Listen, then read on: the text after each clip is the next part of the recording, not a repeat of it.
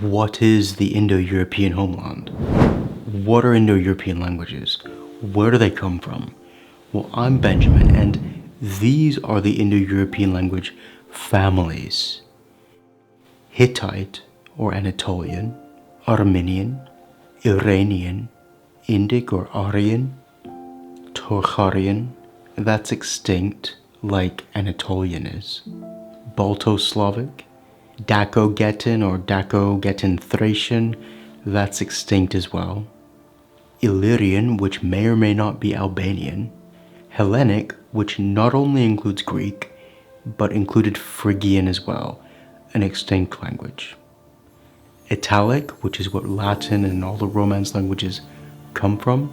Celtic, which you might not expect that it began in the middle of the continent, but there you go. Iberian, which is extinct. There were non-Indo-European ones there too. There was a mixture. And Germanic in the north. All of these language families are related, so where exactly did they begin? Because they began together. Where is their homeland?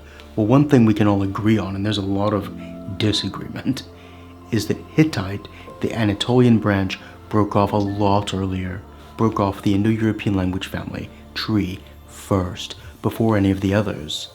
So at least we can mostly agree on that. But after that, we don't agree on a lot. So there are a few theories as to where our Indo-European homeland is.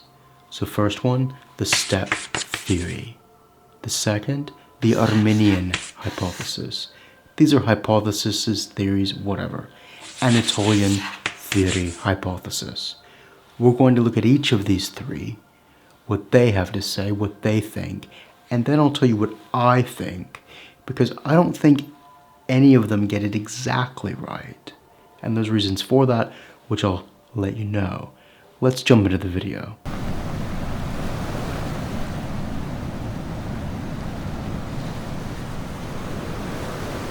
The main theory is the Steppe hypothesis. This theory is backed up by a lot of archaeological evidence. But the building you live in doesn't care about what language you speak, does it?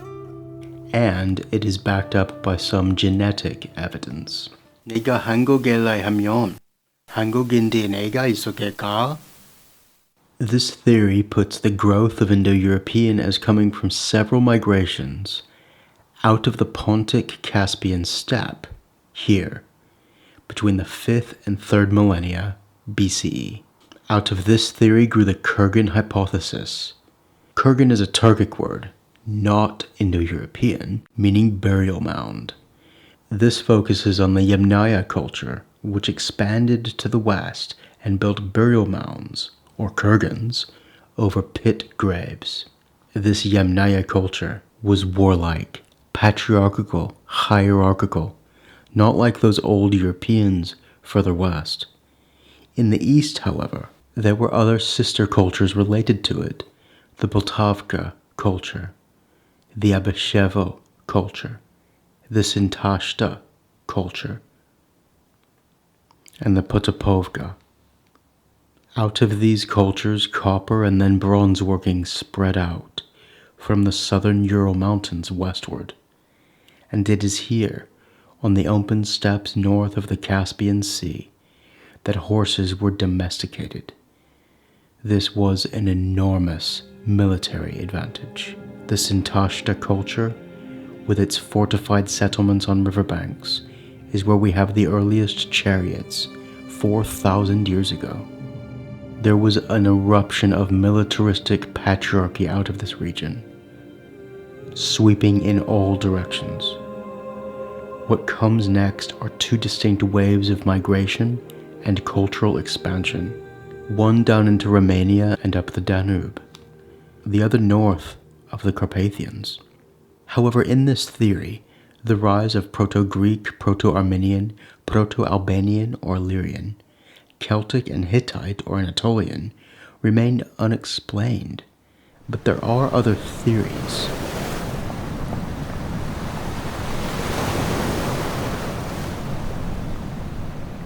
The Armenian hypothesis. According to this theory, The Proto-Indo-European language was spoken in eastern Anatolia, what is Turkey now, and also the southern Caucasus and northern Mesopotamia, the Armenian highlands.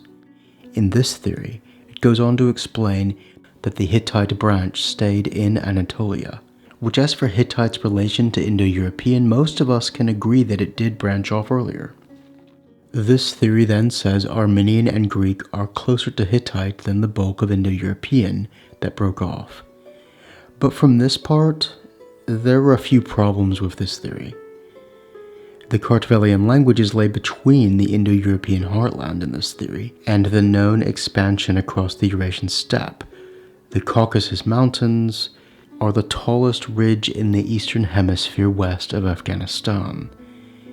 It's not something you just moved across in the Neolithic or Copper early Bronze Ages with an entire nation and not leave a trace of your people in.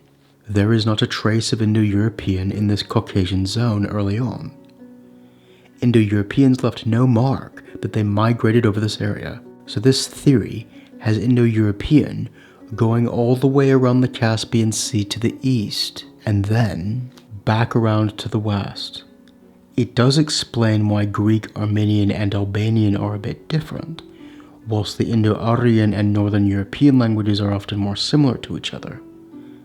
However, as much as this theory explains some things that make good sense in the Indo-European story, like Indo-European clearly hinting that at some point in its early history, it was much closer in geography to the Semitic languages than Finno-Ugric languages, it doesn't really understand a few things.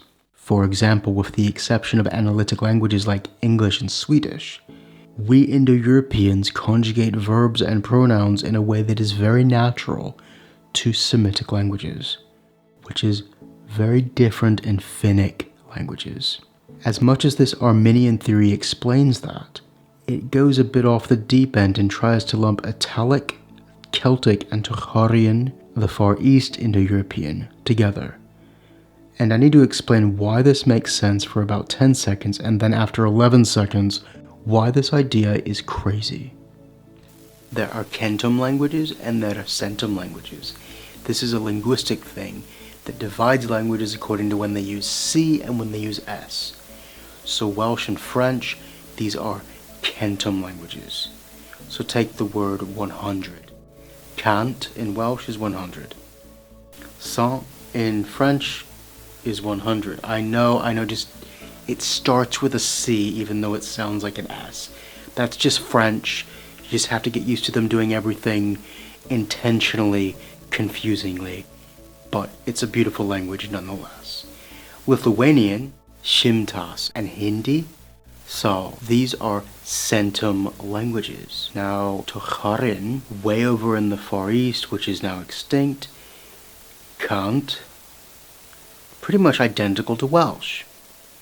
But it's not. The sunlight, come on, man. Contribute to the channel so that I can have a better studio. So this Tocharian being a C, a Centum language, like Welsh or French, is why some people have randomly lumped it in with basically Western Europe, even though it's in China or was. So that's why. I just had to mention that. And here's where the Armenian theory gets a bit crackers. Because Tocharian, like Italic and Celtic, are Centum languages. So it groups them together as breaking off the tree at the same time in Central Asia, and then coming all the way to Europe together without Tocharian staying. I don't buy that. It's saying that Italic and Celtic traveled together but apart from other Indo-European groups from Central Asia all the way to Central Europe. I don't know. What do you think, huh? But there are other theories. Let's look at the next one.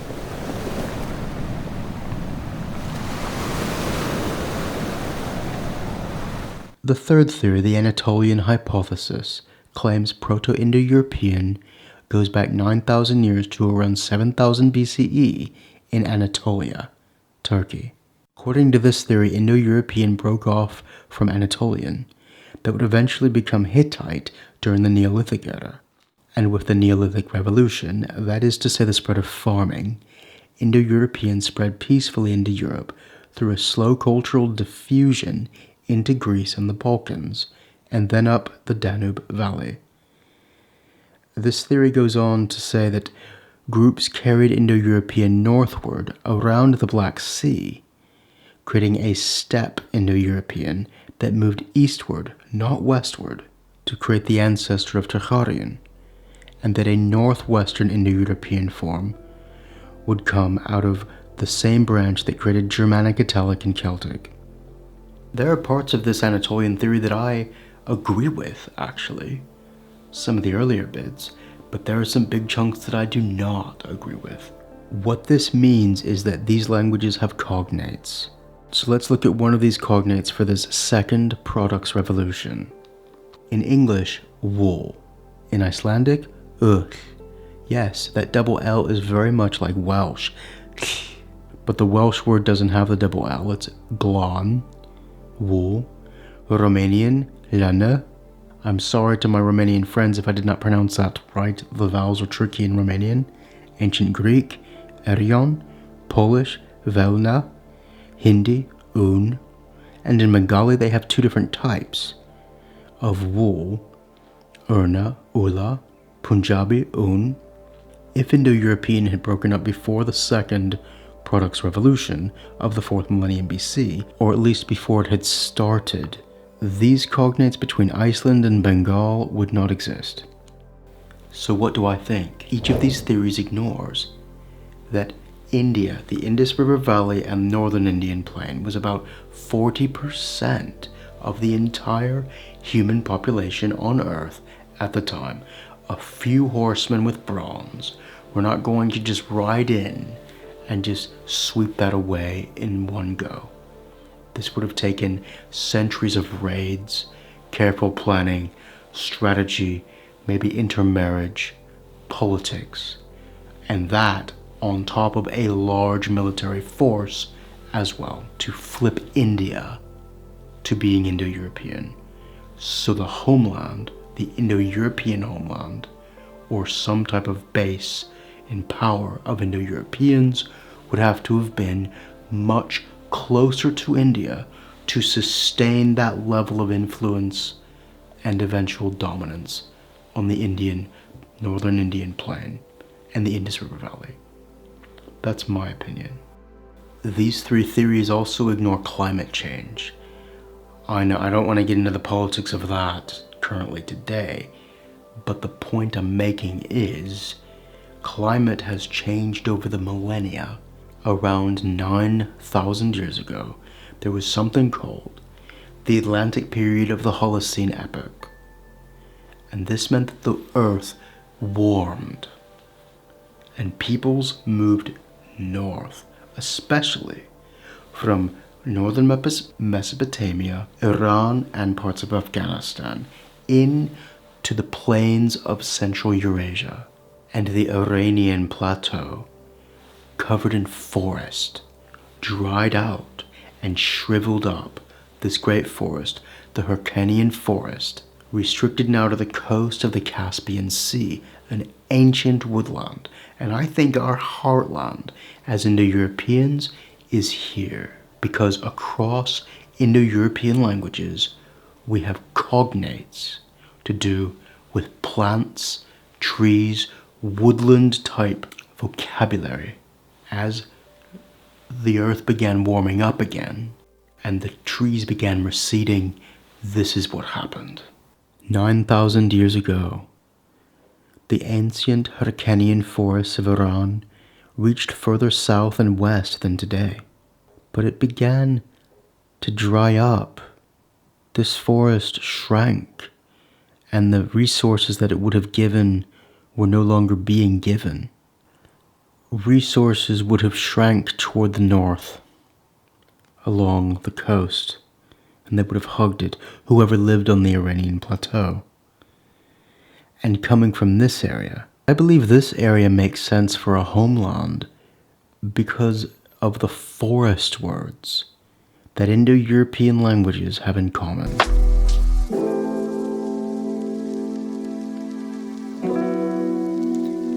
It seems to me that the cognates in Indo-European suggest that we lived in a forested environment together before breaking up. Indo-European languages have many cognates for trees and woodland. If we had come from the steppe, I don't think this would have been the case. It does not mean that we didn't move into the steppe later as a group. And from a Jewish perspective, peoples and nations moved together by the thousands in this era. It was not uncommon. There is no reason why we could not have moved from a forested land north as the climate changed with the Atlantic period of the Holocene epoch, drying up the forests of the south. By around 8,000 years ago, or 6,000 BCE, the forest had clearly retreated and the Iranian plateau was drying out. From this position, there are only two directions to go to find better and wetter land: west toward Anatolia for stone resources and trade, or north into the fertile, at the time, fertile river plains for fish and clay. Those who would become the Hittites went west, with the rest of the Indo-Europeans moving north, and some perhaps into Afghanistan. Those who moved north created an arc of Indo-European dialects, stretching from Golistan in our homeland, in the far northwest of Iran, and running north along the eastern Caspian Sea, wrapping around the Aral Sea. These people became stationary fishermen, who today are called Celtiminar. These are not Celts, by the way. Celts did not exist yet. These people became stationary fishermen, which made them wealthy and able to trade with the Botai people to the northeast in the 4th millennium. But the Botai had horses and copper weapons. They grew crops instead of fish, and these two cultures, clay-making fishermen and agricultural horse riders, complemented each other well. They traded and became friends, and the Indo-European Celtimar slowly absorbed them by sheer numbers. Having been made Indo-European, the Botai slowly became the eastern branch of Tocharian. The Celtiminar, good at trade and commerce, sought the metals of the southern Urals, and so together with their allies, the Proto-Tocharians, the Indo-Europeans stormed the plains around the southern Urals and took this wealthy area by force, creating the Potavka culture in the early 3rd millennium. And this would be why a military, hierarchical culture arose with fortified settlements on riverbanks to protect an area they had invaded and conquered from those living in the area still who were hostile to them. Around this time, Armenian would have begun to break away from Anatolian into a new language, and Anatolian Indo-European would have begun to influence Greece and Thrace across the Bosphorus and Aegean seas with Indo-European culture, but this would have been far slower and more peaceful than the north. Indo-European would also be making slow gains in northwest Iran and Afghanistan. Not long after this, a patriarchal, elite military caste would have moved west into Ukraine, giving birth to the Yamnaya culture.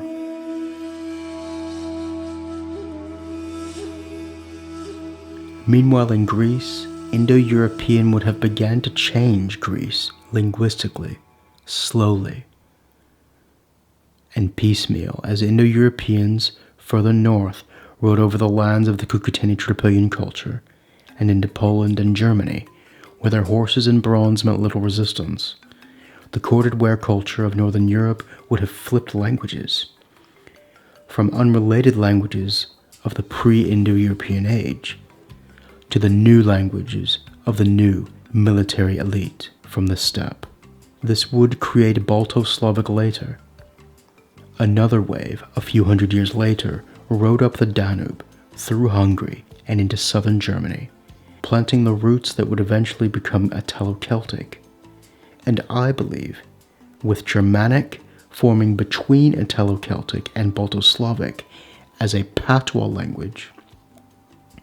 Mixing these two different branches of Indo-European with pre-Indo-European, because as much as 30% of Germanic is pre-Indo-European. This is the highest percentage across Europe, though it does vary across Europe. I think Germanic emerged as a patois, and that is why, today, it is less fusional, there's less conjugation. The grammar is less complex, especially going north into Scandinavia. Meanwhile, in Eastern Europe, the Anatolian Hittite branch had left an uneven layer of Indo-European on the Balkans already, with pre-Indo-European languages still living there side by side with them. What came from the Eurasian steppe put a second layer of Indo-European down on top of an older one that had already mixed with a non-Indo-European.